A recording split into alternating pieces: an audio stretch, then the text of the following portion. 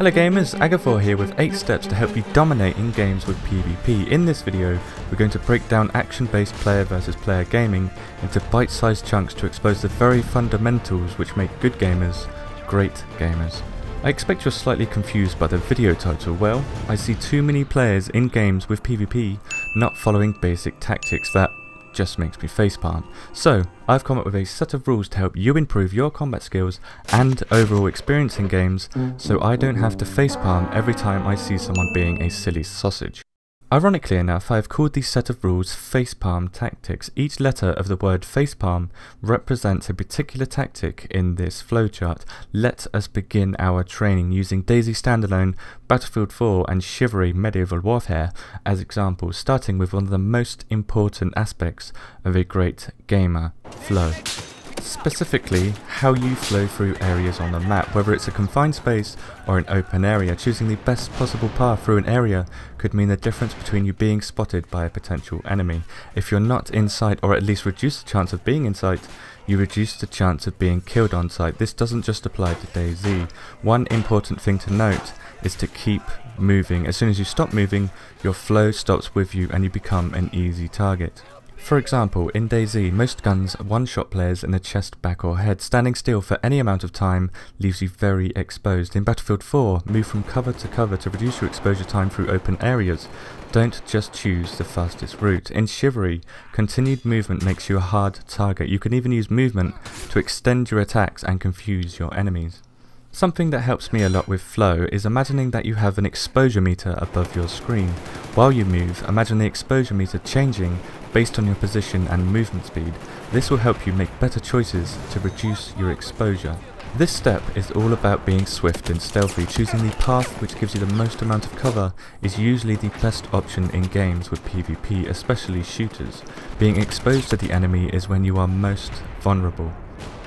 On to the next step in our flowchart, A for awareness. Awareness is by far the most important step in the facepalm tactics flowchart.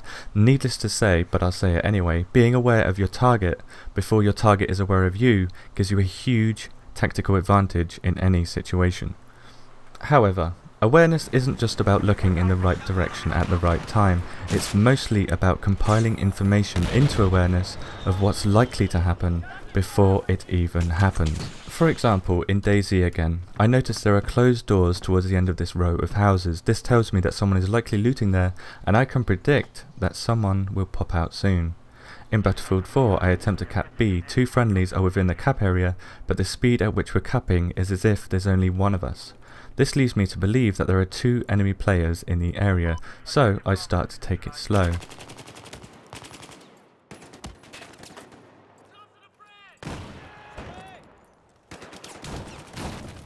If I sprinted into that room, I would have probably died against those 2 players.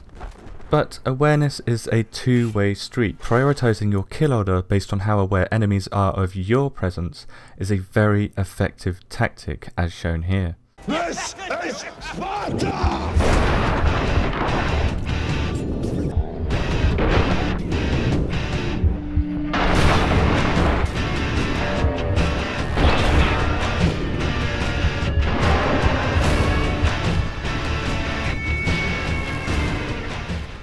Or at least that's how I imagined that act of luck in my head. But if I didn't prioritize my kill order, that would have probably ended badly for me. To add to that, the better your flow and the more aware you are, the less luck dominates variables like this in PvP. Another form of awareness is what you know about a game. For example, at which range should you approach someone with a certain weapon? How much damage does that weapon do? And ultimately, are you choosing the best scenario to give you the edge against that player? This usually takes time by playing the game, but with the help of YouTube videos and guides, you can shorten this time down significantly. By watching this video right now, you're hopefully improving your awareness skills to make yourself a better player. I have to say, well done for being proactive. Here's a virtual cookie. With those two big steps out of the way, we look at C for cover. Cover is important for two reasons. It reduces the enemy's awareness of you and allows you time to assess the situation at hand. In games like Chivalry, cover isn't too important unless players are throwing sharp medieval objects at you, whereas in games like DayZ and BF4, covering to assess a situation is good practice, assessing how many players there are, which guns they have, how much health they have, how much ammo you have, etc. Most of the time, you'll be able to assess situations without cover, but while you assess the situation, you're being distracted by all of the variables that you're counting, lowering your vital awareness skill. This makes cover important. Once you've assessed the situation, you can make one of two choices for E. Do you evade or do you engage? If you're outnumbered or basically in a scenario where you'll likely die, it's best to evade. In the case of DayZ, friendly players should always try to evade other players, unless you have no choice but to engage, or you want to engage just for the hell of it. Do you need any medical support?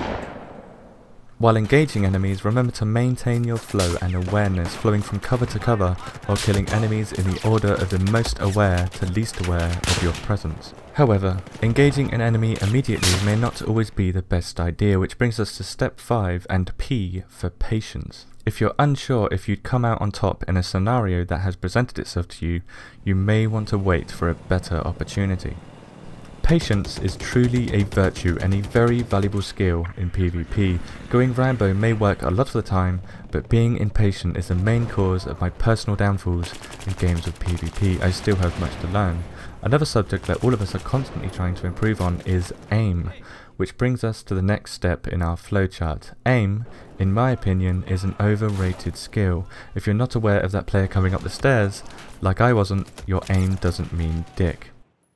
But that doesn't mean aim isn't important. Aim determines how effective your attacks are. Your mouse mat and mouse sensitivity play major roles in the effectiveness of your aim and therefore attacks. I use a Razer Naga 2014 mainly for the side buttons, which is roughly $100, and a Goliathus Control Edition mat, which is roughly $10. Even though the Naga has 8200 DPI, a $35 mouse with 3000 DPI is just as effective given that you're not using a very high sensitivity. Use a mouse mat that you feel comfortable with and a mouse that you feel comfortable with. The third major factor is mouse sensitivity. When I first started PC gaming, I believed that a higher sensitivity would get my crosshair on a target faster. Well, technically it can, but with a low sensitivity, you have more control over micro adjustments when your crosshair is nearly on the target or following a target, which will happen most of the time. This is all personal preference really, but I'd recommend a low sensitivity. What isn't personal preference, however, is a download link to fix mouse acceleration in the description. This will stop Windows from thinking it's smarter than you by making it feel like your mouse mat is covered in Bill Gates' dry sperm. Once you find your preferred sensitivity, you can use the same sensitivity in any game by measuring how far your mouse slides across your mat during a 360-degree turn. If you do this, you'll build up a subconscious memory of your sensitivity, which allows you to jump into any game requiring good aim and dominate straight off the bat. If you want to know, my mouse slides 4 inches per 360-degree turn.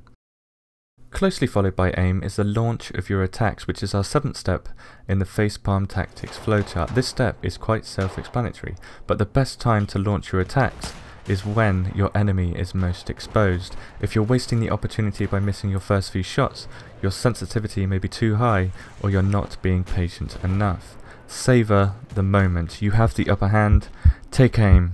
Destroy your enemy.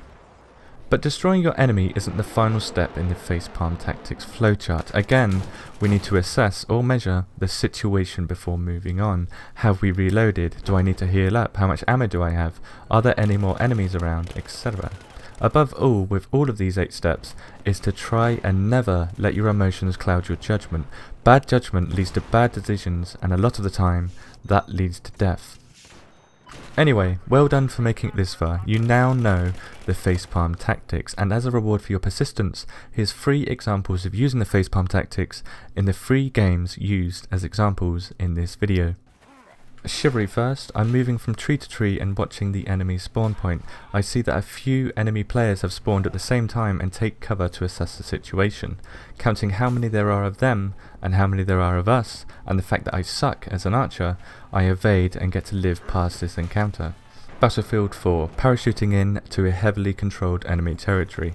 I'm aware that there's probably a lot of enemies in the area. I use cover as best I can and have a silencer attached to my weapon.